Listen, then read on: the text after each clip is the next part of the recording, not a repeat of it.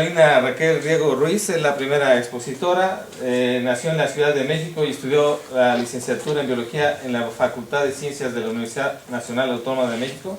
Obtuvo el grado de Biología en 1997 con el tema Papel de la tirosina en la respuesta de estrés en levadura de cerveza, bajo la dirección de la doctora Alicia González Manjarres. ¿Está bien, levadura de cerveza? Está bien, perfecto.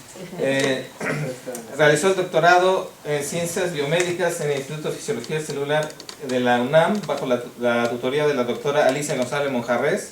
Durante el doctorado desarrolló el tema de la regulación transcripcional de GDH1 de la levadura de cerveza, una conexión entre el metabolismo de nitrógeno y el metabolismo de carbono. Me estoy saltando las denominaciones.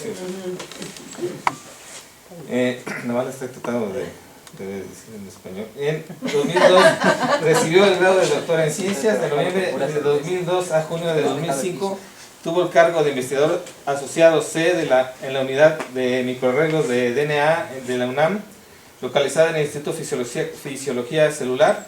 A partir de julio de 2005 se incorporó como investigador asociado C a la División de Biología Molecular del Instituto Potosino de Investigación Científica y Tecnológica en San Luis Potosí. Actualmente sus temas de investigación son el estudio de la diversidad del metabolismo de nitrógeno en levaduras, la respuesta transcripcional al exceso de zinc y su relación con el metabolismo de nitrógeno en levaduras hemiascomicetes, el papel que juega la estructura de la cromatina en la expresión diferencial de genes duplicados en una colección de levaduras híbridas bajo distintos medios de cultivo y distintas condiciones de estrés. El siguiente expositor será el doctor Ángel Alpuche, casi todos lo conocen. Él crece disfrutando de la cultura maya y paisajes caribeños en Quintana Roo, y motivado por su maestro Tirso Ordaz y por su padre, estudia técnico laborista clínico en el Instituto Tecnológico de Chetumal y posteriormente obtiene el grado de ingeniero bioquímico en alimentos en 1987 en el Instituto Tecnológico de Celaya. Se interesa en la investigación vegetal y participa en un proyecto de fijación de nitrógeno en frijol con la tesis Determinación del perfil de proteínas totales Rhizobium brassioli por electroforesis en geles de poliacrilamida, dirigida por el doctor Jaime Maya, quien lo motiva a ingresar a la maestría en biología vegetal del CIMBESTAT Irapuato. Estudia entonces el metabolismo secundario del brócoli y realiza la tesis desarrollo y adaptación de métodos para la cuantificación y caracterización de glucosinolatos en desperdicios agroindustriales de brócoli, dirigida por el doctor Octavio Paredes. En este tiempo realiza una estancia en la Universidad de Saskatchewan, Canadá. Se titula en 1992 y es contratado como auxiliar de investigación por el doctor Paredes. Los trabajos del grupo de doctor Don Grierson de la Universidad de Nottingham del Reino Unido en silenciamiento genético en jitomate para retrasar la maduración entusiasmaron al doctor Alpuche, y este se incorpora a su grupo y obtiene su doctorado en 1999 con una tesis relacionada con análisis de las plantas de tomate transgénicas con ACC oxidasa. A su regreso a México, el doctor Rubén López Revilla lo invita a ser cofundador del IPICIT en San Luis Potosí, Centro CONACYT, que tendrá un posgrado en biología molecular, incorporándose en 2001. Actualmente realiza investigación en biotecnología agrícola, particularmente en biología molecular de hortalizas, frutos, forrajes y agaváceas, mediante técnicas de ingeniería genética como transformación nuclear de cloroplastos y mediante vectores virales para producir biofarmacéuticos, vacunas y péptidos antivirales. Bueno, para no detallar mucho, vamos a cortarle ahí a la doctora Irene Beatriz Castaño. Va a seguir la siguiente expositora. Ella nació en la Ciudad de México, estudió la licenciatura en investigación biomédica básica en la Universidad Nacional Autónoma de México, en el área de genética bacteriana en 1983 en el laboratorio del doctor Fernando Bastarrachea. Realizó la maestría en investigación biomédica básica en la misma área en 1986 bajo la dirección de la doctora Alejandra Covarrubias y el doctor Fernando Bastarrachea. En 1990 recibió el grado de doctor en investigación biomédica, área de genética y biología molecular de bacterias en la Universidad Nacional Autónoma de México, en el laboratorio del doctor Francisco Bolívar Zapata. De 1989 a 1991 tuvo el cargo de investigador asociado en el Centro de Investigación sobre Ingeniería Genética y Biotecnología de la UNAM, en el laboratorio del doctor Francisco Bolívar. De 1990 a 1993 realizó una estancia postdoctoral en la Universidad de Wisconsin en Madison, en Estados Unidos, en el área de regulación genética en la bacteria Escherichia coli, en el laboratorio del Dr. Richard Gause. De 1994 a 1999 realizó estudios genéticos y de biología celular en la levadura de cerveza. La misma. En la Universidad de California en San Francisco y en la Universidad de Virginia de Charlottesville, en Estados Unidos, en el laboratorio del Dr. Michael Christman. Posteriormente, de 1999 a 2004, realizó otra estancia postdoctoral en la Universidad de Johns Hopkins en Estados Unidos en el área de biología molecular y patogenia de la levadura patógena oportunista Candida glabrata en el laboratorio del Dr. Brendan Cormack.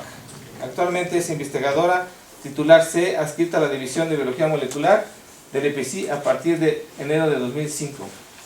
Los temas que actualmente trabajo son, por un lado, la identificación de genes de virulencia del hongo patógeno oportunista Candida glabrata mediante la utilización de 20.000 mutantes al azar de todo el genoma de este organismo, y por otro lado la identificación de los genes de apareamiento y el estudio de la expresión de estos bajo diferentes condiciones y su posible impacto en virulencia.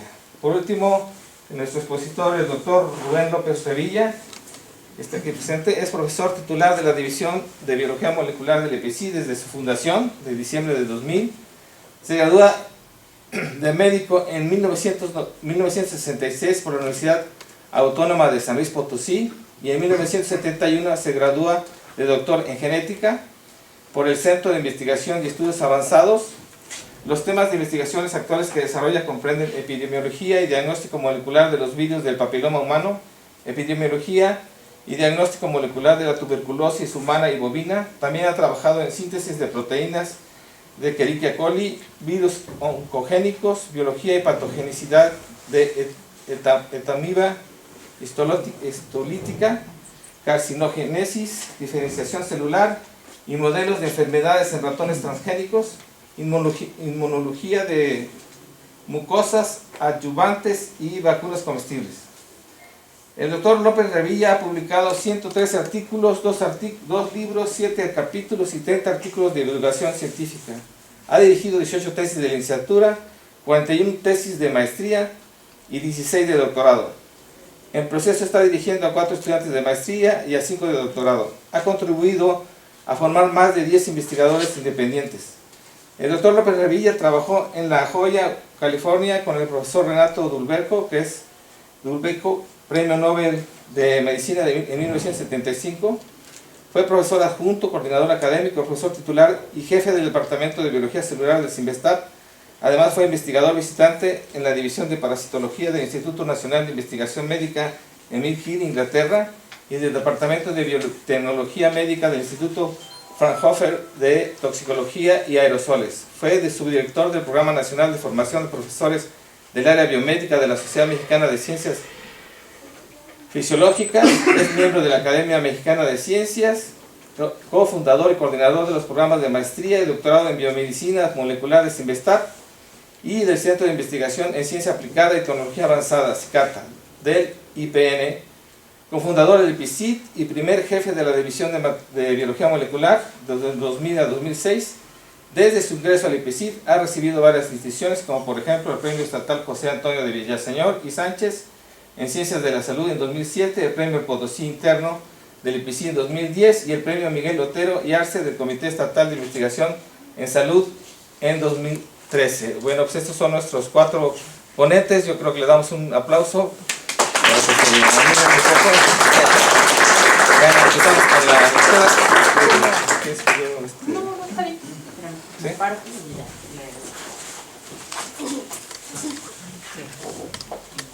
Bueno, hola, buenas tardes ya. Gracias, Emilio, por la invitación y gracias a todos por estar aquí. Pues un poco lo que yo les voy a contar es, desde mi perspectiva, qué es lo que veo desde mi punto de interés, un reto o una oportunidad de comunicación entre el área de nanobio. No es que no haya muchas otras áreas y vamos a ver que lo más importante ahorita que se está desarrollando es la nanomedicina, ¿sí? Pero dentro de la nanomedicina y de las cuestiones nano que tienen que ver con biología, hay un área de oportunidad que es la nanoinformática, que eso ahorita todavía está como en el aire y nadie se ha metido, o hay pocas iniciativas que se han metido a tratar de hacer como un repositorio general de todas estas interacciones que están surgiendo. Primero, les tengo que decir que yo no hago nano, ¿sí? Y no he tenido ninguna colaboración para hacer cuestiones nano. Mi colaboración empezó más o menos a finales de 2008, cuando Pilar Monsiváis, la maestra Pilar Monsiváis, estaba como alumna de doctorado, y mi interacción fue, bueno, con Román y con Jared, que me invitaron a participar en el proyecto, y bueno, codirigimos la tesis de Pilar, donde obtuvimos, aplicando los métodos que ellos usan, estos métodos superparamagnéticos, los aplicamos para hacer análisis de datos de microarreglos y poner información sobre factores de transcripción. En ese trabajo también participó el ahora doctor Jorge Navarro, estoy respirando, Jorge Navarro, para poder entender, esos datos que usamos fueron datos que ya estaban descritos en la literatura, que se han analizado de múltiples y muchas formas, y en donde con este nuevo método pudimos nosotros incluir otro tipo de descriptores y darles pesos con este algoritmo para poder obtener grupos de genes que en algunos casos ya estaban descritos como que esos genes se regulaban conjuntamente, y en otros casos descubrimos nuevos grupos de genes que se podrían regular de manera conjunta. Y desafortunadamente, pues ahí acabó nuestra colaboración. O sea, se tituló Pilar, se tituló Jorge, y pues yo creo que este método ya no lo hemos implementado para que sea un algoritmo que esté completamente disponible en la web, ¿no? Entonces, a veces yo creo que esto es un reto. O sea, nosotros generamos algoritmos, generamos cosas, pero eso tiene que estar disponible para los usuarios, ¿no? Y a veces ya no nos da la vida, porque los alumnos se titulan, hay otros intereses, y pues esos métodos, aunque están publicados y aunque si se los piden pues son accesibles, pues no se usan de la manera que se podrían estar usando. Bueno, y ahora ya los datos de microarreglos no son, digamos, no es lo que está en boga, sino serían los datos de transcriptómica, ¿no? Y habría que ver si este algoritmo nos permite analizar ese tipo de datos. Viendo cuestiones para la plática, pues me di cuenta que creo que van en varias generaciones, o hay varias generaciones de desarrollo e implementación de la nanotecnología, ¿no? Que empezaron con esta primera generación, que era tener nanoestructuras que les llaman pasivas, que son las nanopartículas, nanotubos, etcétera. Ahora, por lo que entiendo, estamos en esta segunda generación, que ya hay estas nanoestructuras activas disponibles en electrónica, en sensores, ya hay drogas dirigidas que están recubiertas con estas nanopartículas, y el futuro, que están ya ahorita en eso, aunque todavía no está implementado al 100%, estos que se llaman sistemas de nanosistemas, ¿no? O sea, hacer ensamblaje molecular guiado, hacer redes tridimensionales, no sé si en robótica y en supramoléculas, y al final llegar a estos que les llaman sistemas nanomoleculares, ¿no? O sea, moléculas por diseño, funciones jerárquicas y sistemas evolutivos. Que esto, bueno, se piensa que se va a aplicar en 2040, aunque empieza ya desde antes. Y bueno, hay varios tipos de nanopartículas, ustedes las conocerán los de nanociencias mejor que yo, ¿sí? Entonces, lo único es que también, bueno, estas nanopartículas hay tanto inorgánicas, que son estos de los quantum dots, los óxidos superparamagnéticos, etcétera, pero también hay orgánicos, que son los liposomas, las ferritinas, las micelas, los dendrímeros, etcétera. Entonces, todas estas nanomoléculas pues están siendo caracterizadas tanto en sus propiedades físicas como en sus propiedades químicas, como en sus interacciones. Y todo eso, pues ahora algunas de las aplicaciones que son relevantes, seguramente les hablará más Rubén, pero ya hay aplicaciones en el área de medicina regenerativa u ortopédica. O sea, ya hay aplicaciones en ingeniería de tejidos, en particular de hueso, en materiales nanoestructurados que sirven para implantes, en modificaciones mismas en estos implantes para hacer, por ejemplo, superficies contra bacterias o bactericidas. En el diagnóstico y en terapia génica ya hay moléculas que están siendo utilizadas para tratamiento contra el cáncer y también para hacer mejores tomas de imágenes para ciertos padecimientos. Entonces esto ya es una realidad, y lo que me parece más increíble, que yo lo vi en algún momento y ayer que platicaba con Irene, decía yo que esa información que uno tiene ahí guardada en el cerebro de repente hace clic. Decía yo que lo más importante, o sea, lo más increíble que me ha parecido es que todos estos materiales nanoestructurados los están utilizando, y parece que dentro de esos materiales están proponiendo pues usar un material para esto del Lunar Elevator, que no sé qué tipo de material sea, un material nanoestructurado, y que supuestamente esto va a empezar la construcción, por lo que entendí, antes de que termine este deseo, ¿no?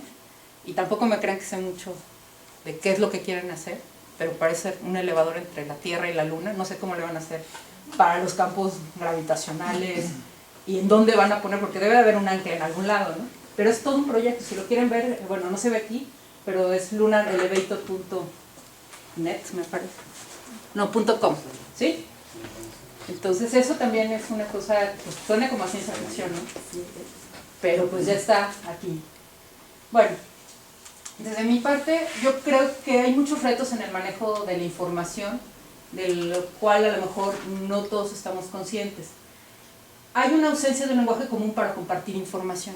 O sea, dependiendo del grupo que publique, se le llama de una manera o se le llama de otra a la interacción o a la relación que hay entre estos nanomateriales y los diferentes procesos biológicos. No hay un repositorio de datos multiescala. ¿Esto qué quiere decir? O sea, desde el punto de vista de biología, pues tenemos diferentes tipos de datos, desde datos de secuencia, datos de proteínas, datos de interacciones proteína-proteína, datos de metabolitos, ¿qué más les gusta? Interacción proteína-DNA, etcétera. Y bueno, desde la parte de nano con interacción en biología, pues podemos tener datos de microscopía electrónica, de dinámica molecular, de estructuras moleculares, de interacciones. Y esto no hay un repositorio multiescala. O sea, lo más general que tenemos nosotros en biología pues es NCBI y todos sus repositorios. Y además, bueno, hay bases de datos particulares. Pero el problema es a la hora de tratar de conjuntar la información. Probablemente los que no están en el área de biología, o los que sí están pero no se han enfrentado con esto, me dirán, pues esto no es un problema, ¿no? Pues está la base de datos aquí, la otra base de datos acá y la otra base de datos allá. Pero cuando quieren analizar la información, necesitan un lenguaje común que pueda comunicar entre todas esas. Y luego es realmente una pesadilla entrar a una base de datos y no entender cómo es que la tienen estructurada para que tú puedas sacar la información de aquí y comunicarla con la que tienes acá. Entonces esto pues es un reto, son repositorios multiescala. Y también el análisis, porque no nada más es tener los datos, sino cómo analizarlos. ¿Y cómo se va a hacer el análisis de estos datos? Usando múltiples fuentes, ¿no? Dicen, en general, que se tiene que desarrollar esta disciplina que les decía yo, que se llama nanoinformática, en el sentido en que uno quiere resolver un sistema biomédico o un problema biomédico que es complejo, y entonces debe haber una serie de interacciones para poder resolver este problema. Entonces debe haber desde integración, desde la parte esta global de ómica, o sea, es una parte en donde podemos ver a una gran escala un proceso, desde datos, por ejemplo, en la cuestión nano, podríamos ver la interacción de la nanopartícula con la parte de biología, o de, ahora esto también fue como un boom y ahora creo que es menos estudiado, pero es algo muy importante, que es cómo es la seguridad de todas estas moléculas nano que se están generando, pero no nada más de la molécula final, sino de todo el proceso, ¿no? Y son partículas que a veces, digo, ya nos dirán aquí los expertos, es muy difícil detectarlas. O sea, no hay equipos que te permitan detectar cuánto de esas partículas andan flotando, o sea, de los procesos andan flotando por ahí.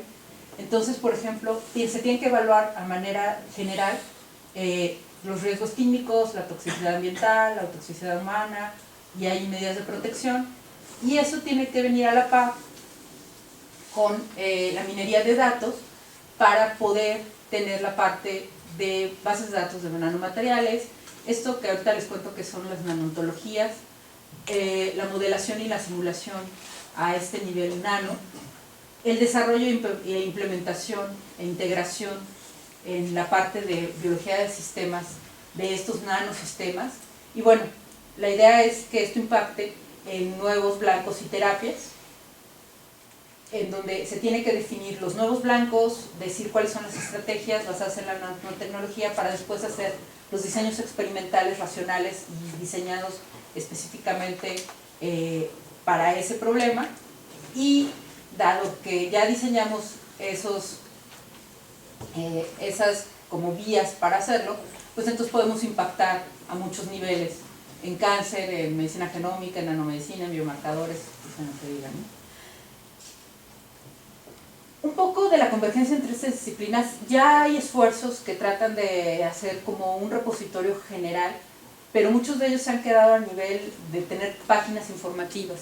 Nadie se ha metido realmente a hacerlo de manera sistemática y a decir, a ver, este es el lenguaje. Lo mismo pasó cuando se secuenciaron grandes cantidades de DNA, ¿no? O sea, al principio GenBank, que es donde tenemos el repositorio de DNA, pues era un relajo en cuanto a que yo me podía inventar una secuencia, decir es del organismo tal, meterla en la base de datos y salir publicado.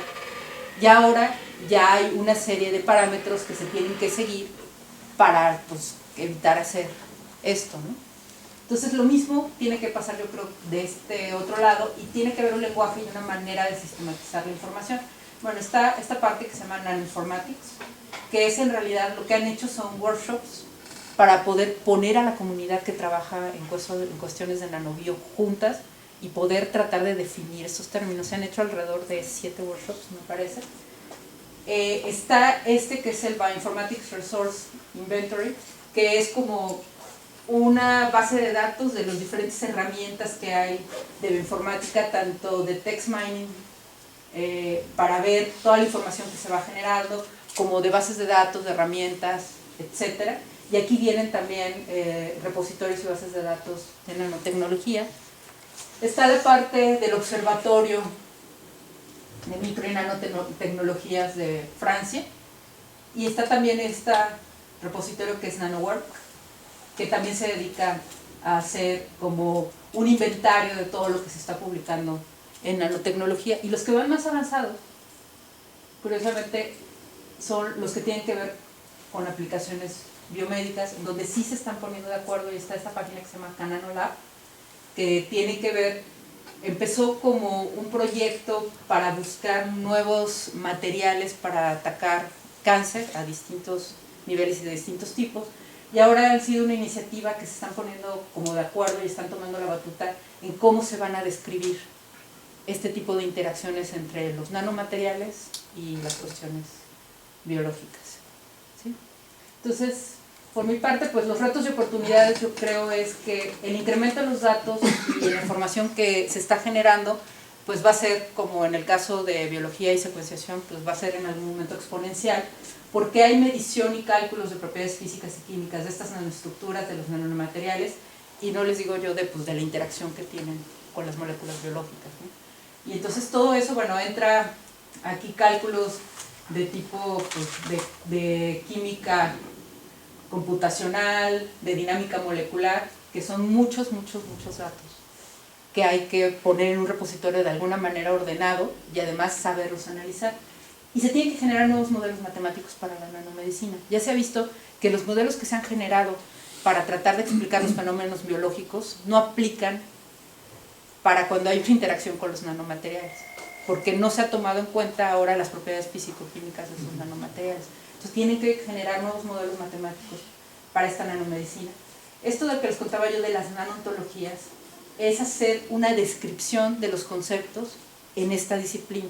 O sea, por ejemplo, decir, a ver, no sé, el nanomaterial A se refiere a y dar una explicación. El nanomaterial B se refiere a, porque hay veces que lo que pasa en las bases de datos es que hay un mismo material con 2, 3, 4, 5 diferentes nombres, ¿sí? Y a veces es solamente el mismo material, pero una modificación, 1H más, 1H menos, yo le puse, pues no sé, la moleculita, pero es exactamente la misma estructura. Entonces todas estas nanoontologías se tienen que definir para que todo el mundo le llame a la misma estructura y con el mismo nombre.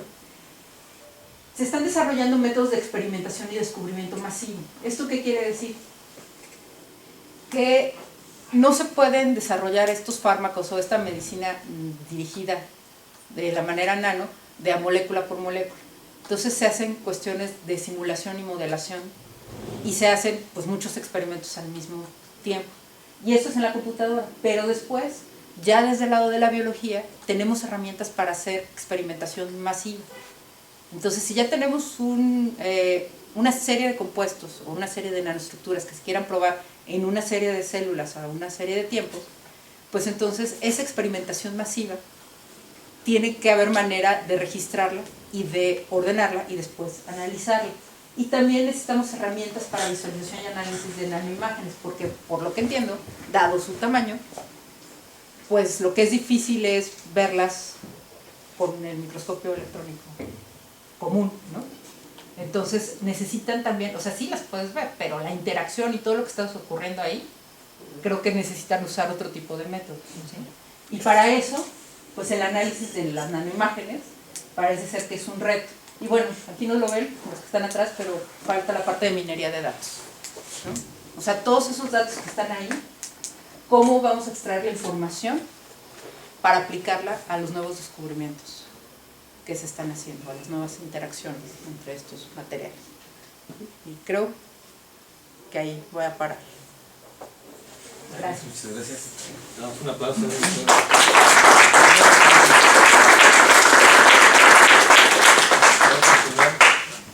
Las preguntas van a ir al final, así que si vayan anotando para que no se repitan en caso dado que sean las mismas.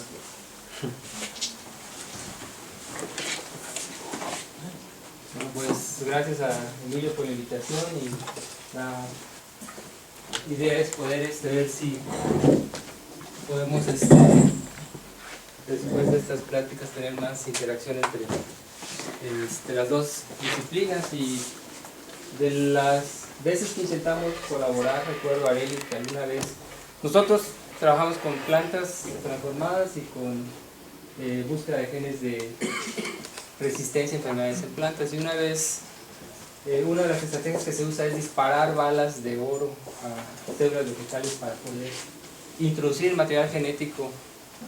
Y lo que Arely intentó hacer es usar estructuras, no sé si eran fluorenos o eran nanotubos de carbono, para ver si pudieran suplir al oro, que es caro, aunque no sé cuánto salga un gramo de fluoreno y esto, pero bueno, hizo algunos intentos y bueno, había cuestión de dosificación y no vimos el mismo grado de porcentaje de transformación, pero bueno, ese fue uno de los primeros intentos que se hicieron con un estudiante que estuvo aquí, que ahora ya se fue a Alemania, se quedó ahí, se casó y ya no regresó. Pero bueno, y bueno, ¿cuáles son las realidades y los retos? Bueno, aquí yo le pongo entre la ciencia ficción del presente y la tecnología del futuro. Esto sería la nanobio.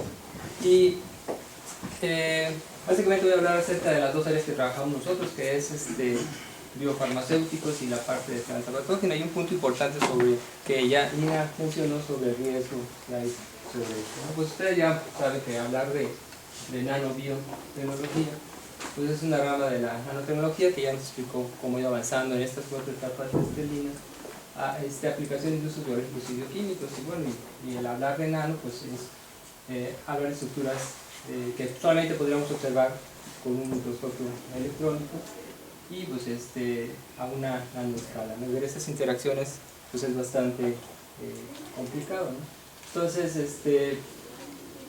en particular en la parte de nanotecnología farmacéutica, pues es el poder usar la nanotecnología para, por ejemplo, dar terapia con fármacos y suministrar desde fármacos de bajo peso hasta péptidos o proteínas de una manera localizada o dirigida. Eso es bien importante porque entonces tenemos menos efectos secundarios que ahorita la quimioterapia, ya sabemos todas las consecuencias. Entonces poder ligar alguna partícula, poder ser guiada con un campo electromagnético, o simplemente, vamos a ver un diagrama más adelante, poder poner algún tipo de anticuerpo específico y una nanopartícula unida, puede potenciar también la respuesta inmune, como hay algunos trabajos que ya se han hecho, ¿no? Y la nanotecnología farmacéutica se enfoca al desarrollo de formulaciones de agentes terapéuticos nanocomplejos biocompatibles, y eso es bien importante porque uno de los puntos que se ha visto es si esas estructuras ya en vivo pueden tener algún problema, pueden generar alergias, y vamos a ver más adelante, ¿no? Pueden hacerse a través de nanocápsulas, sistemas micelares, y aquí resalto en rojo los tefiderenos. Y la idea es bioimitar o hacer la biomimética de esos productos conjugados con derivados anteriores. Estos sistemas podrían ser utilizados para suministrar estos fármacos a un tejido en particular, por ejemplo una célula que esté, una célula en cáncer, a diferencia de una célula sana, por ejemplo, ¿no? Y además solubilizar fármacos de una administración intravascular y tener mejor estabilidad de agentes terapéuticos. Por ejemplo, muchas veces hay estructuras que pueden recubrir algún antígeno, y puede ser ya sea por mucosas, tanto de vías respiratorias o digestivas, llegar y presentarse en forma adecuada sin que se degraden. Hay unos trabajos que voy a mencionar más adelante sobre cómo se ha usado este tipo de estructuras para poder proteger al antígeno y generar una respuesta inmune adecuada. Este es un diagramita donde, por ejemplo, se dibuja cómo sería un fármaco dirigido que puede tener, es un nanosistema de suministro de fármacos hipotéticos, ¿no? Que tenemos aquí un glóbulo rojo, pero luego tenemos un elemento de rastreo y formación de imágenes. Es importante monitorear y ver cómo está actuando, como decía Lina. Un sensor de las causas de la enfermedad, cómo detectar una célula maligna. Después un fármaco que entonces ya después actúe sobre esa célula, por ejemplo. Y un elemento para dar dirección, selectividad. Y después inclusive algo que se llama apoptosis, que es la muerte celular. También podemos después hacer que se muera esa célula, no siga proliferando, y bueno, una plataforma para soporte donde van a ir todas estas moléculas pegadas, que puede ser pues una nanomolécula, ¿no? Entonces, esto ya tiene algunos años que se ha estado tratando de hacer, e inclusive existen ya protocolos de nanobiotecnología publicados, establecidos, y también han habido ya varios talleres de bionanotecnología en el cual se han enfocado a nanomedicina, a obesidad y cómo limpiar agua, por ejemplo. Entonces ya hay algunos casos, Fraunhofer es una de las empresas que ha trabajado en esto, donde se ha aplicado esto, ¿no? Hace rato Lina nos mencionaba sobre las principales moléculas como los nanoliposomas y los fullerenos, ¿no? Entonces, por ejemplo, tienen diferentes aplicaciones. Algunos como estos se han usado para poder poner antígenos y poderlos, ya sea a través de las mucosas, hacer que puedan estos antígenos ser presentados adecuadamente y no se degraden estas proteínas. O, por ejemplo, hacer nanofibras que pueden tener mezclado con algunas moléculas biológicas, pueden suplir tejidos, por ejemplo. Y se ha usado mucho también esta idea de las estructuras y su aplicación en la nanobiotecnología. En particular, por ejemplo, se han hecho combinación de nanoestructuras con biomoléculas para, por ejemplo, en caso de que se tenga que hacer algún implante, una prótesis. Esa es la idea de poder mezclar tejidos con nanofibras, por ejemplo, de nanotubos de carbono. Y el punto que se está estudiando es qué tan inerte es y si no hay algún tipo de reacción secundaria o tipo de alerta, ¿no? De alergia que se pueda manifestar a la hora de usar este tipo de compuestos. También se ha usado la entrega de drogas, por ejemplo, y que pueda ser atraída por medio de campos magnéticos, ¿no? Que vaya dirigido a una cierta región, o la inmunoterapia, que células dendríticas, es importante estas células, y que tenga, por ejemplo, enfocada para terapia de cáncer, tenga una nanoestructura ligada a una célula dendrítica, ¿no? Y la de hipotermia, que también se sabe que cuando campos electromagnéticos, una molécula está unida y se pasa estos campos, se puede calentar y puede degradar cierto tipo de compuestos, ¿no? Esto también se ha usado terapias por atracción magnética y lo que le llaman hipertermia, ¿no? Ahora, en diagnóstico hay muchos biosensores que ya se han desarrollado sensores sobre todo ópticos basados en proteínas, también sensores visualizados con proteínas, carbohidratos, péptidos, para poder reconocer cierto tipo de moléculas, ¿sí? Y también tenemos agentes de contrastes para imagenología en medicina. Todo esto es basado en también nanopartículas y es muy, muy importante el desarrollo en esta área. En particular, por cierto, les decía a mis alumnos, estamos discutiendo este artículo, es un ejemplo que salió en septiembre de este año, en el cual se ha usado nanopartículas, en este caso ferritina, para poder ligarse a un antígeno que es de una parte de un tallo de influenza, y se ha visto que cuando hay aquí le llaman que está estabilizado con nanopartículas de ferritina, se ve que hay una transferencia inclusive pasiva de esta inmunoglobulina, y tanto los ratones son protegidos cuando ya se les da a las ratoncitas, y esto se ha visto que puede proteger contra influenza de diferentes cepas de influenza. Es una aplicación muy reciente contra H5N1 aplicado a cuestiones de enfermedades respiratorias, ¿sí? Entonces es un ejemplo, digo, del mes pasado, en el cual básicamente lo que se hace es sustituir una parte de la molécula. Esta sería la parte del tallo, que a diferencia de la cabeza es una parte más conservada, es muy variable, y se quita esta parte aquí de este doblez y se une a la ferritina, y se ha visto que al hacer esto, que ya le llaman H1SNP, esta molécula es bastante más fácil de presentarse y la respuesta inmune es más fuerte. Entonces es una aplicación de nano con biomedicina para generar una vacuna, por ejemplo, ¿no? Y en la parte de agricultura existen muchísimas disciplinas involucradas en nanobiotecnología, agricultura y medio ambiente, ¿no? Entonces una de las preocupaciones más importantes es el agua y cómo poder limpiar aguas y ríos contaminados y también suelos, ¿no? Entonces la parte de ecología, toxicología y ambiente son muy importantes, y aquí voy a ponerles unos ejemplos de cómo la nanobiotecnología ha servido, ya sea para detectar, para bioremediar en caso de contaminaciones. Entonces involucra también geociencia, agricultura obviamente, porque necesitamos nosotros producir alimentos libres de agroquímicos. Y de hecho hay un proyecto en el que estamos ahorita trabajando en los tipos PEI, donde otra institución está haciendo un biosensor para detectar cantidades menores a partes por millón de plaguicidas, organoclorados, organofosforados, abajo del nivel convencionalmente detectados por gases masas, en fin, ¿no? Entonces es una técnica basada en una nanosonda, y no puedo decir más porque ahí está hay una patente, pero la idea es poder detectar niveles trazas basado en esto y tener alimentos libres de plaguicidas, ¿no? Y bueno, obviamente que intervienen disciplinas como física, química, ingeniería y cómputo, que hace rato mencionaba Lino, para poder nosotros tener algún resultado benéfico. Por ejemplo, aquí en este caso tenemos varios sitios que han sido contaminados y que se ha usado nanopartículas para, por ejemplo, eliminar este tipo de contaminantes, diésel, por ejemplo, cloroetano, tetracloretano, en fin.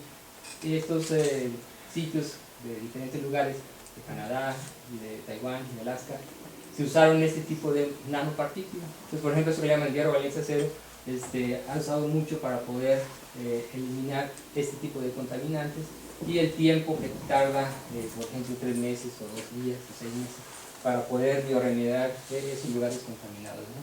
Entonces, esas son algunas de las aplicaciones que más se han usado en agricultura, en suelos contaminados y bioremediar. También tenemos, por ejemplo, el caso de algunas aplicaciones para análisis ambiental como sensores. O sea, podemos nosotros tener un tipo de nanomaterial de partículas magnéticas para detectar toxinas, o podemos tener algún tipo de biosensores de DNA para detectar patógenos. También esto es importante porque a veces nosotros podemos tener, actualmente tenemos como tiras tipo de lisa, que uno agarra la planta, la macera y la mete en una tira, y si da una bandita es que está ahí presente un patógeno. Entonces este tipo de biosensores están basados, que probablemente el doctor Rubén va a hablar mucho más de esto, de un trabajo que él está haciendo, en poder detectar ciertas regiones del ADN particulares de un patógeno. Son más sensibles, y es uno de los trabajos que cuando ya tiene tiempo que se ha estado trabajando, y también por ejemplo cuantificar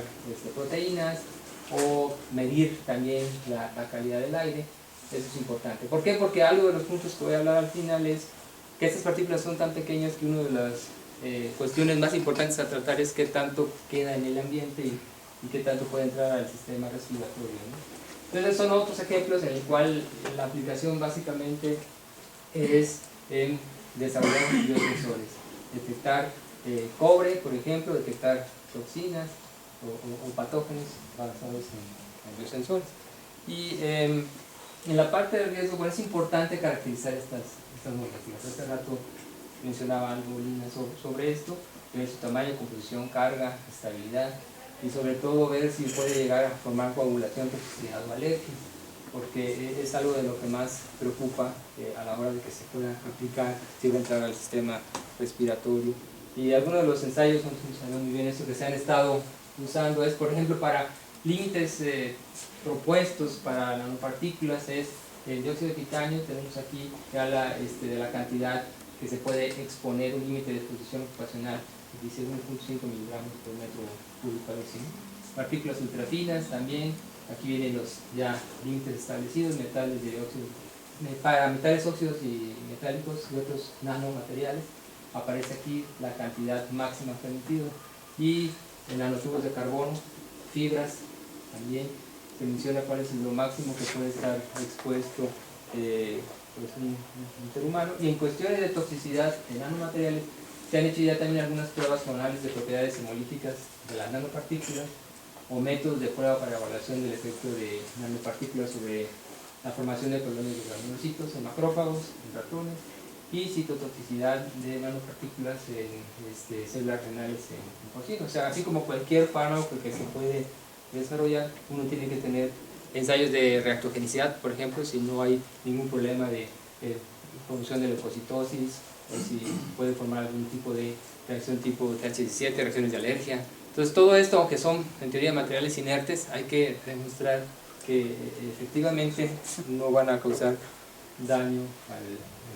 Entonces, bueno, fueron unos factores de preocupación en el uso de nanopartículas en vivo, ¿no? Hay estudios para determinar la naturaleza y estos efectos adversos, ¿no? Y bueno, la falta de evidencia acerca de los riesgos de la aplicación de nanomateriales genera una gran incertidumbre. Entonces aún debe estudiarse un poquito más sobre el aspecto de toxicidad, persistencia y acumulación de estos nanomateriales, pero sin embargo, de cualquier manera, todas estas perspectivas de aplicación en el sector salud y el desarrollo de una medicina personalizada parece ser excelente. Entonces, básicamente eso es lo que yo les quería comentar. O sea, en la parte de vacunas, de nanomedicina, existe muchísima aplicación y desarrollo actualmente, particularmente, por ejemplo, en el ejemplo que les puse de cómo hacer que haya una respuesta inmune importante y se produzcan anticuerpos que sean inmunoprotectores eficientes a partir de unión con nanopartículas. Y en la parte de plagas de plantas, pues usar biosensores que pueden detectar en una forma más precisa plagas como residuos de plaguicidas, ¿no? Entonces, pues básicamente eso es lo que les quería platicar de la parte que hemos nosotros tratado de hacer algunas interacciones en el ejemplo de Areli, cubrir el DNA con nanopartículas, tratar de disparar y ver si puede ser también un buen material para entrega de este material genético, pero bueno, ese fue uno de los intentos. Entonces, sí, sería todo lo que les traigo para platicar. Muchas gracias. Continuamos con la doctora Elena.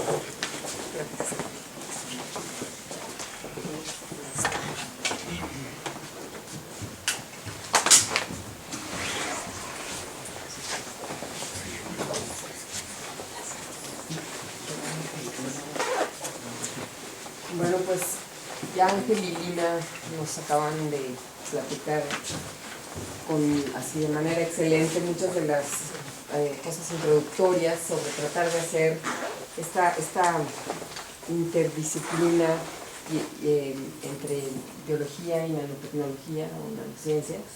Y yo les voy a platicar de un proyecto en particular que me vi involucrada para hacer, pues hablando con Miguel Ábalos, en algún momento estábamos platicando y se nos ocurrió hacer este proyecto con Jefté, que es un estudiante de aquí de materiales avanzados.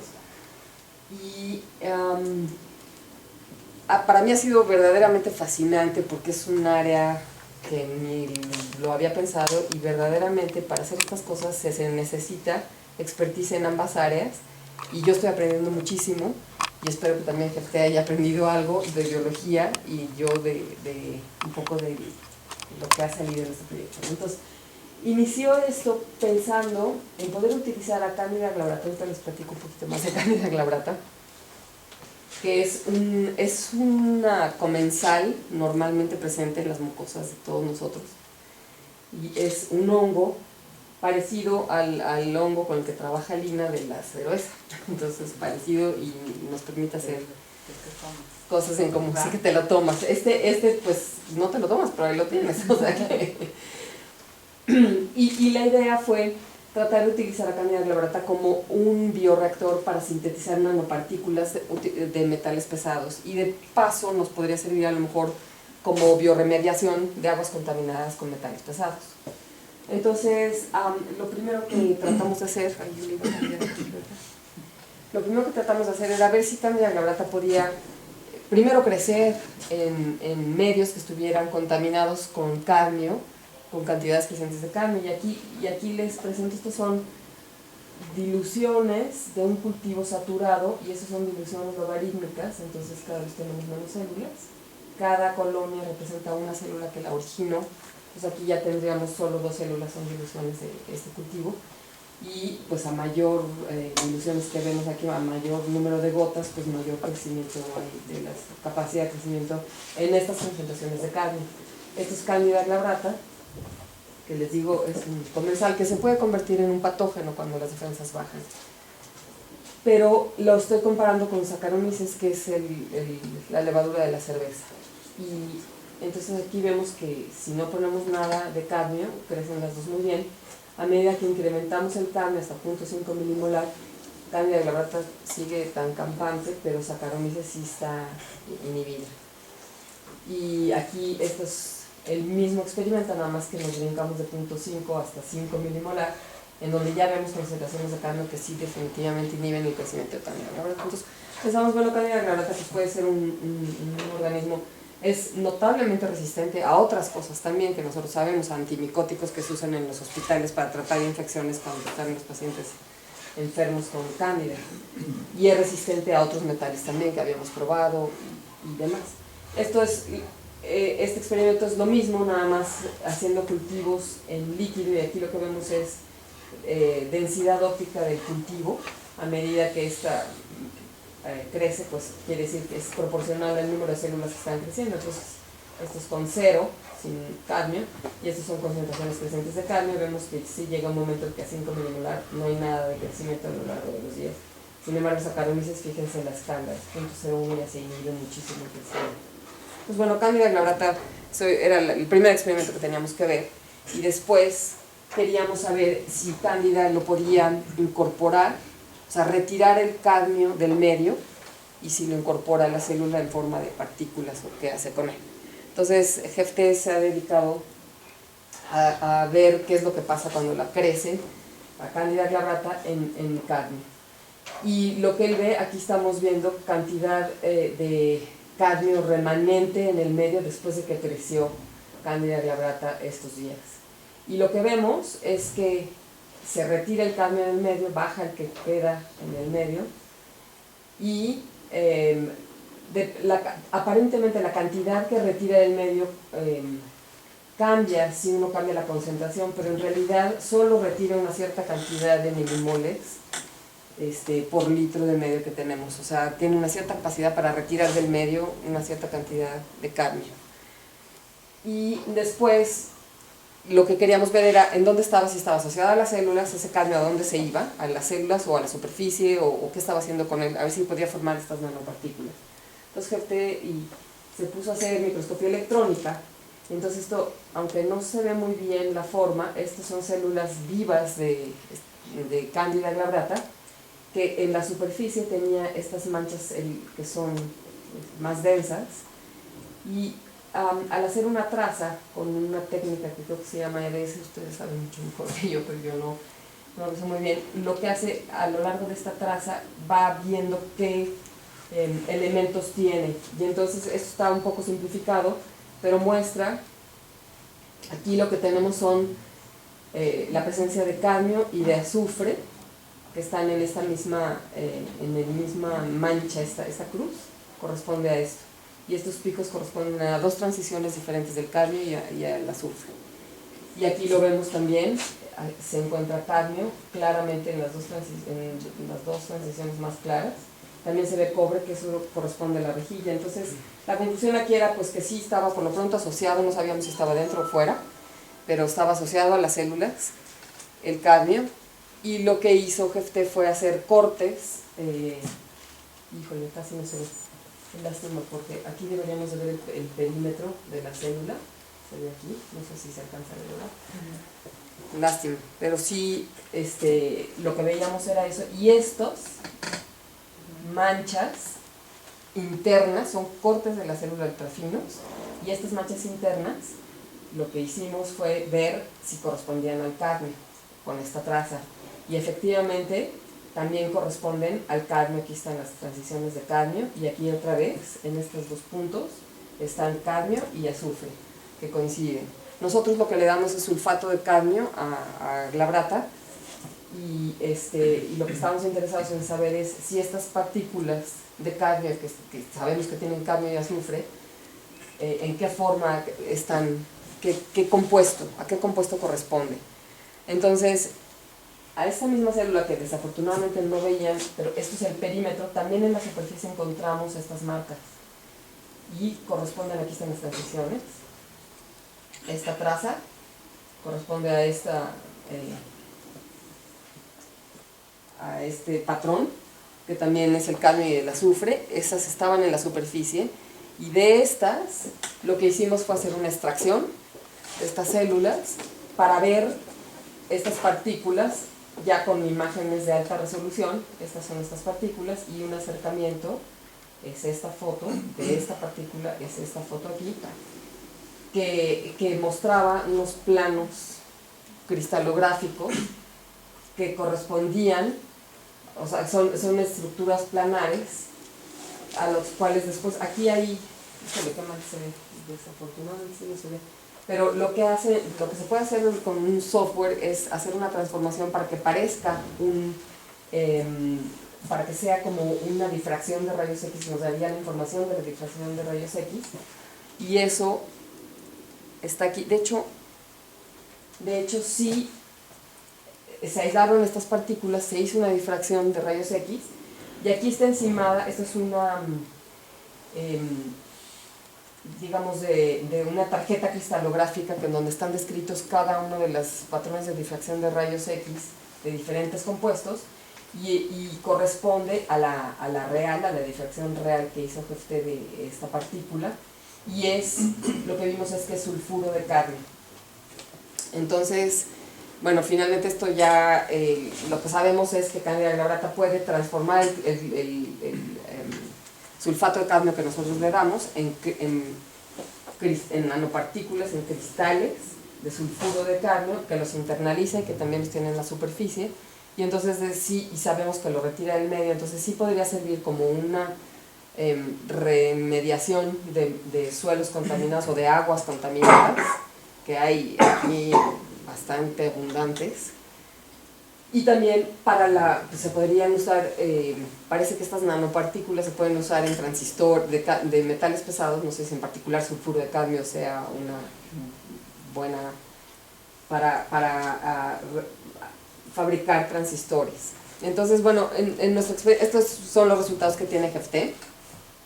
Eso es todo lo que les iba yo a presentar hoy, como la experiencia que hemos tenido en hacer una cosa pues interdisciplinaria, y que pues de aquí pues pueden salir todavía muchísimas cosas, porque podemos probar otros metales, otras formación de otras estructuras, y simplemente esto pues es un modelo. Candida glabrata a lo mejor sí podría ser útil, no solo ser un posible patógeno, sino además ser posiblemente útil si se pusiera, digamos, en unos filtro, como formar una especie de filtros y movilizarla para que pasaran aguas por ahí y pudiéramos descontaminarlas y además luego recuperarlas y tomar las partículas que fueran útiles. Entonces, además hay una cierta aplicación de lo que decía Ángel, de la contaminación de los suelos, una cierta aplicación pues, tecnológica de este proyecto, ¿no? Y de todos estos.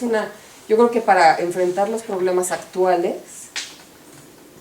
sí tenemos que enfatizar hacerlo de manera interdisciplinaria porque ya ahorita son complejos y una sola disciplina ya no es suficiente. Entonces, bueno, eso es todo lo que les quería platicar hoy.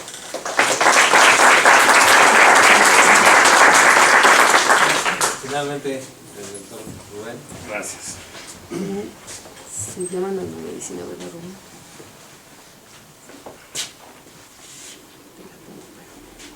Hoy lo pagué. Qué guays.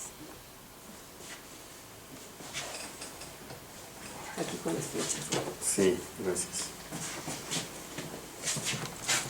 Bueno, primero quiero agradecer muchísimo la invitación para hablarles un poco de las cosas que estamos haciendo y las oportunidades que vemos en esta colaboración, que sí sería importantísimo no solo desarrollar, sino establecer y consolidar, porque esto nos puede dar fuentes de financiamiento más atractivas y más seguras que lo que estamos haciendo solitos. Y me voy a disculpar también porque lo que hice para esta presentación lo acabo de terminar apenas en mi casa, así que va a estar muy incompleto después de lo que dijeron mis colegas anteriores. Pues esto se va a ver muy mal, pero bueno, tampoco voy a mencionar a toda la gente que ha trabajado en esto que voy a decir, porque si no, no acabaría. Realmente hemos trabajado muchísimos en algo de lo que empezamos hace poco más de un año, o bueno, 2 años, con José Luis Rodríguez, sobre todo, y algunos de sus estudiantes. A ver.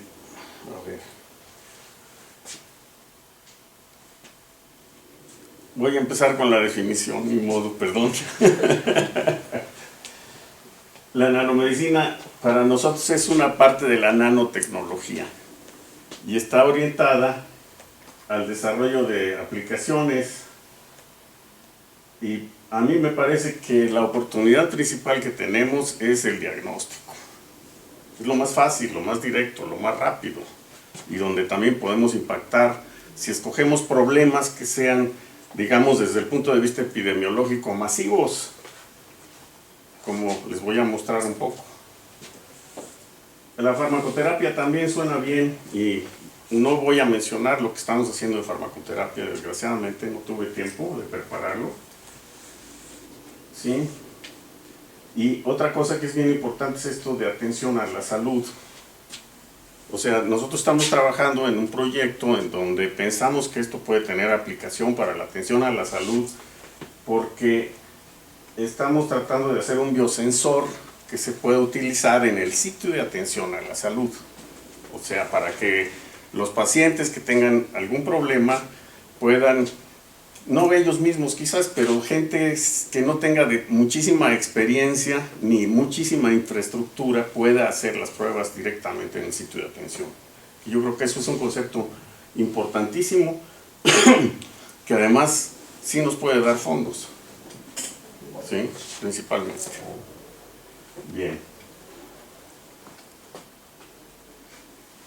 La nanomedicina también tiene una rama, se puede decir, que se llama nanoteragnóstica, que junta la terapéutica, o sea, el tratamiento farmacológico, con el diagnóstico.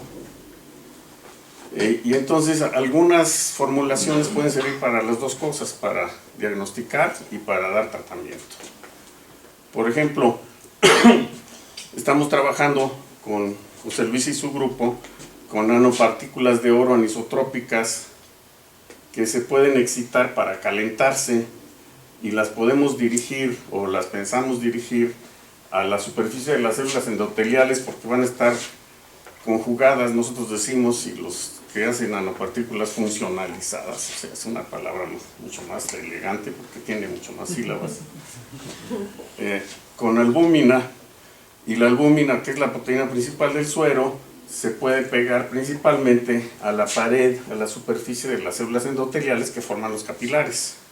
Entonces, en los tumores vascularizados podemos enviar nanopartículas que se van a concentrar ahí y luego las podemos irradiar para que se calienten y suben como 3 grados, y eso ya lo demostró Carla López Varela, sobre la temperatura que tengan en el sitio que sea, y eso puede servir para subir la temperatura de 37 a 40, 41 grados y matar a las células que están por ahí, o matar los vasos y así matar los tumores. Pero yo digo que más barato, más fácil, más rápido es diagnóstico, para empezar. O sea, lo otro es más complicado y nos vamos a tardar más en tener papers y resultados que nos den dinero para seguir trabajando. Okay. El año pasado también participé en un simposio que me invitaron de ciencias ambientales. No sé si algunos de ustedes fueron, pero les dije que ya hay, en aquel momento hay había 250 nanomedicinas, o sea, fármacos de nanoestructuras ya utilizándose, patentados y en uso. O sea que ahora debe haber el doble o más. Bueno, y me voy a dirigir ahora al proyecto en el que más estamos trabajando, que es el desarrollo de un proceso para el diagnóstico de la infección por varios de los tipos principales de virus del papiloma que producen cáncer cervicuterino. Entonces voy a empezar un poco con la epidemiología, la estadística del cáncer cervicuterino. En el mundo, cada año hay como más de 1 millón de casos. Bueno, había en el año 2007, así que deben ser como 2 millones ahora, de casos de cáncer asociados a virus. Bueno, si ustedes no lo sabían, los cánceres, que son como 200 cosas diferentes, 200 tipos de células diferentes y tumores diferentes que hay, pueden ser causados por agentes físicos, químicos o biológicos. Y entre los biológicos destacan los virus. Bueno, el cáncer gástrico también está asociado a una especie bacteriana que se llama Helicobacter pylori. No sé si saben. Pero desde hace algunos años se sabe que el cáncer gástrico se puede prevenir con antibióticos que maten a Helicobacter pylori. Ok. Bueno, en el caso de los virus hay como 7, 8 virus que producen cáncer en humanos. Y vean, el 44% o algo así de los cánceres producidos por virus son el cáncer cervicuterino. Y la otra mitad, más o menos, o cerca de la otra mitad, es el cáncer del hígado, carcinoma hepatocelular causado por el virus de la hepatitis B. Pero como hay una vacuna contra el virus de la hepatitis B desde hace muchos años, se sabe que esa vacuna puede prevenir el carcinoma hepatocelular. Y ya se ha demostrado que a los niños que se les administra la vacuna no les da el carcinoma hepatocelular por el virus de la hepatitis B. El de la hepatitis C también puede causar. Ok. Entonces, el cáncer cervicuterino se debe a la infección persistente por ciertos tipos de virus que se llaman virus oncogénicos o de alto riesgo, los que están asociados al cáncer cervicuterino. También están asociados a otros tumores fuera del cérvix, orofaringe, ¿sí? Puede haber cáncer anal, cáncer de la faringe, cáncer vaginal, en fin. Estos virus infectan las mucosas genitales y si uno juega otras cosas, hasta las orales, ¿sí?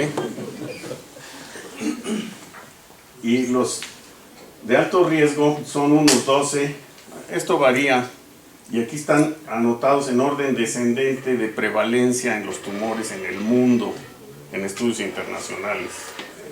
Pero los dos más frecuentes se llaman el tipo 16 y el tipo 18. Estos se llaman HPV en inglés, VPH en español, y luego tienen un número que les va tocando según cómo son registrados, ¿sí? Entonces, el más malo de todos, el más frecuente, que causa más muertes, es el tipo 18, y luego le sigue el 16, y le sigue el 18 y otros más. Y estos de bajo riesgo, que no producen cáncer, pero sí condilomas, verrugas genitales, que no son nada agradables. Entonces, estos dos causan como el 70% de los casos de cáncer en el mundo. El 16 y el 18. Esta es una estadística de metaanálisis. Ok. Pero nosotros encontramos, aquí está Raúl de la Rosa, que hizo este trabajo, que en San Luis Potosí las infecciones por virus del papiloma del cervix son causadas principalmente por el tipo 33, el más frecuente, que en este estudio que hicimos duplica la prevalencia del 16. Ok, bueno. Y además hicimos este estudio, que no está publicado todavía, pero ya lo estamos terminando de escribir, en donde en una serie de tumores cancerosos del cérvix del Hospital Central, identificamos cuáles son los tipos de VPH que están asociados a los cánceres aquí, no en whatever. Y entonces encontramos que sí, el 16 es el más frecuente, pero el 45 es el segundo. El 45 es parecido al 18, muy cercano al 18. El 45 y 18 están asociados a los que se llaman adenocarcinomas, tumores que se originan en las células del endometrio, más que del epitelio del cérvix, del epitelio de la cara externa del cérvix. ¿Okay? Entonces, por esta razón decidimos dedicarnos a tratar de desarrollar un método de diagnóstico dirigido a los tipos 16, 18, 33 y 45. ¿Okay? Vamos avanzando, ya tenemos más o menos. Bueno, les voy a decir un poquito lo que hemos avanzado. Pero para esto estamos usando una estrategia, digamos, un poco diferente de la que la mayoría de la gente usa, porque usa para la detección de las secuencias de ácido nucleico, del material genético de los virus. La mayoría de la gente usa la reacción de polimerización en cadena o PCR, ¿okay? Que requiere un equipo más o menos complicado, sobre todo porque amplifica en ciclos, tiene que calentar para desnaturalizar el DNA, luego bajar la temperatura para que se peguen los oligonucleótidos iniciadores y luego volver a cambiar la temperatura por otro ratito para que se extiendan las cadenas, y estos ciclos tienen que repetirse con una máquina que puede programarse automáticamente, ¿no? Bueno, sí, hay formas de amplificar en condiciones isotérmicas, o sea, una sola temperatura, que son tan eficientes o más eficientes que la PCR y que se están usando cada vez más. Entonces nosotros estamos usando sondas Padlock que se pueden amplificar isotérmicamente por un método que se llama amplificación por círculo rodante, que no voy a decirles cómo porque si no, no acabo. Pero las ondas estas están dirigidas a una secuencia blanco, o sea, una secuencia de ácido nucleico del virus que queremos detectar. Y tienen un brazo de anclaje, o sea, un brazo que tiene una secuencia complementaria para que se pegue ahí específicamente, y otro brazo de extensión que se pega al otro lado, y estos dos brazos están unidos por una secuencia espaciadora. O sea, es un oligonucleótido lineal de cadena sencilla que tiene unos 20 nucleótidos de este lado, otros 20 de este otro, es como 40, y la secuencia espaciadora puede ser de longitudes variables al gusto. Por ejemplo, para el 16 de un tamaño, para el 18 de otro, y así sucesivamente, ¿no? Y la secuencia espaciadora tiene un sitio de restricción para que la sonda, cuando se pega, puede ligarse enzimáticamente, forma un círculo, y con el método de amplificación de círculo rodante se amplifican solo los círculos de diferente tamaño según el tipo de virus. ¿Ok? Y entonces la sonda que diseñó Cindy Gómez, que no está aquí, en su tesis de maestría, en colaboración con Lucía Orellana, que está aquí, ya demostramos que da el producto esperado de 96 pares de bases. La sonda para el 18 da el producto esperado de 114 pares, y la sonda para el 33 da el producto esperado. ¿Ok? Entonces ya tenemos el método. Ahora tenemos que afinarlo para ver hasta dónde aumenta la sensibilidad, etcétera, pero el método ya está. Ahora lo que estamos haciendo en el grupo es que Juan Arturo Ponce está tratando de desarrollar un biosensor en donde le podamos poner los productos de amplificación y los sienta y los cuantifique. ¿Ok? En una laminita con técnica de microfluídica, que es un asunto bien importante en el que deberíamos de meternos también si queremos hacer biosensores prácticos. O sea, desarrollando una línea de investigación por aquí, podemos luego utilizar ese método para miles de otras cosas. ¿Ok? Bueno, también estamos trabajando con nanopartículas magnéticas recubiertas de sílica. El material genético que se necesita para amplificar y para diagnosticar muchísimos bichos se puede purificar en partículas magnéticas recubiertas de sílica, que es vidrio, a donde se pega el DNA de cadena doble en ciertas condiciones de pH y fuerza iónica, y se puede despegar y queda puro. Y no necesita uno centrifugar porque lo jala con un imán, lava, y después le quita el imán y se suelta, se disuelve. ¿Ok? Entonces, con estas nanopartículas, con las que hizo José Luis Sánchez, postdoc de José Luis Rodríguez, que desgraciadamente ya se le va a acabar la beca y se va a tener que ir. Es un problema seriosísimo, como ya decía Lina. Tenemos proyectos que se quedan atorados, muchos, porque no tenemos quien los continúe hasta llevarlos a que se redondeen, ¿no? Y esto es algo también que deberíamos de pensar si formamos un grupo interdisciplinario. Deberíamos de procurar tener fondos suficientes para completar los proyectos en los que empecemos. Bueno, en fin, entonces hay unas partículas magnéticas recubiertas de sílica comerciales, más o menos baratas, ¿verdad? Porque no compramos siempre las más caras, siempre por eso, a lo mejor, bueno, ya ven que a veces lo caro no es tan bueno como resultó con los Volkswagen, Audi, Porsche, etcétera, ¿no? Pero bueno, estas partículas también se usan con ese mismo propósito. Hay unas gradillas que se pueden poner los tubos Eppendorf con los que trabajamos, que son chiquitos de 1,5 o 2 mililitros, y se les ponen imanes, o tienen imanes, y uno puede sacar los tubos y ya se pierde el campo magnético para atraer las partículas. Entonces estas las venden para purificar DNA y funciona, ¿no? Bueno, las partículas que hizo José Luis Sánchez, las de MAB, ¿qué tal? Las probó Lucía varias veces ya, y resulta que pegan como 6 veces más DNA que las comerciales. Entonces, estas además son más chiquititas.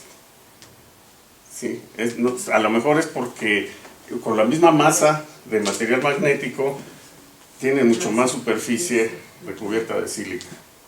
En fin, Bueno, pero el caso es que estas podemos usarlas en el biosensor también para formar complejos y poder cuantificar los complejos por métodos, no sé cómo le van a hacer los físicos, ¿no? Pero bueno, ahí está. Otra cosa muy interesante que estamos haciendo es que varios de los estudiantes de materiales avanzados que están asociados a estos proyectos, pues quieren saber un poco de conocer las palabras que nosotros usamos, igual que nosotros las de ustedes, ¿no? Porque para poder entenderse pues hay que tener un vocabulario común. Entonces, diseñamos un curso optativo que ya fue aprobado por el coordinador académico de la división y están registrados, podían darse de baja hasta el viernes de la semana pasada, así que ya chuparon faros, tienen que ocuparlo.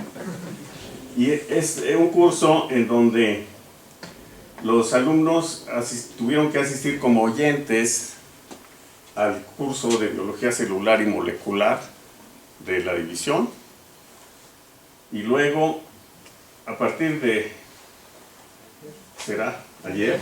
¿El domingo? No. Ayer fue el lunes. Hoy es martes. Ok. Sí, ayer van a empezar a trabajar en el laboratorio con nosotros para ver cómo se hacen los geles, cómo se hace la PCR, cómo se hacen estas cosas, para que puedan leer y entender lo que van a ver, ¿no? Y luego van a estudiar nanomedicina, y el estudio se va a basar nada menos que en una revisión que escribí junto con Clara Carrión, a quien estoy codirigiendo con José Luis Rodríguez. Principalmente se va a basar en esta revisión y van a tener que estudiar, claro, muchas referencias que están citadas ahí. Y luego al final van a hacer una revisión crítica sobre el tema de la tesis en la que van a trabajar y se las vamos a calificar. ¿Okay?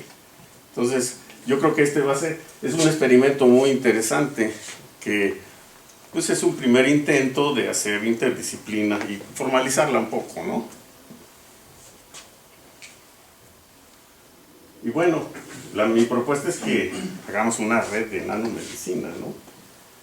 Y bueno, con estas, que tomen en cuenta mis ideas, ¿no? Y las de todo el mundo, por supuesto. Yo creo que ha sido muy interesante esta relación. Y bueno, además, gracias a que salió, como decía Armando, ¿verdad? Sí. Al principio, esta convocatoria de los problemas nacionales, pues José Luis pudo obtener el financiamiento para este proyecto sobre el diagnóstico de VPH que estamos trabajando, ¿no? El problema más peliagudo va a ser el desarrollo del biosensor, yo creo.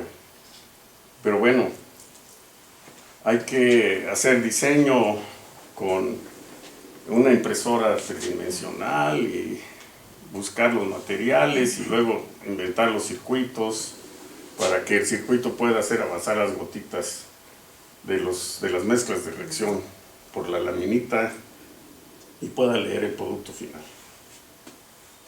Eso es todo. Muchas gracias.